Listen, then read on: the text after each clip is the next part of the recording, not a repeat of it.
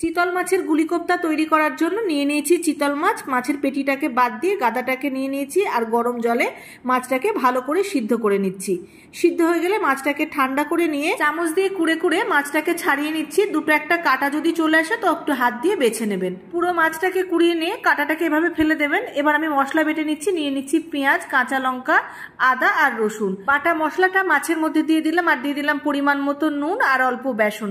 ভালো করে মাছটাকে মেখে নিয়ে ছোট ছোট গুলির মতো তৈরি করে নিলাম। এরপর কড়াইয়ে ভালো করে সর্ষের তেল গরম করে নিয়ে মাছের কোপ্তাগুলোকে দিয়ে মিডিয়াম ফ্লেমে উল্টে পাল্টে নেড়ে ছেড়ে ভালো করে মাছগুলোকে ভেজে তুলে নিলাম। আর ওই তেলেই দিয়ে দিলাম ডুমো করে কেটে রাখা আলু। আলুটাকে ভাজা হয়ে গেলে দিয়ে দিলাম জিরে গুঁড়ো, কাশ্মীরি লঙ্কার গুঁড়ো, নুন, হলুদ আর সামান্য চিনি দিয়ে মশলাটাকে ভালো করে কষিয়ে নিয়ে দিয়ে দিলাম জল আর ঢাকা দিয়ে ঝোলটাকে ভালো করে ফুটিয়ে নিয়ে আলুটা ভালোভাবে সিদ্ধ হয়ে গেলে কোপ্তাগুলোকে দিয়ে একটু ঢেকে দিয়ে ফুটিয়ে নিলাম। আর শেষে গরম মশলা দিয়ে আবারও নেড়ে ছেড়ে ঢাকা দিয়ে গ্যাস অফ করে দিলাম।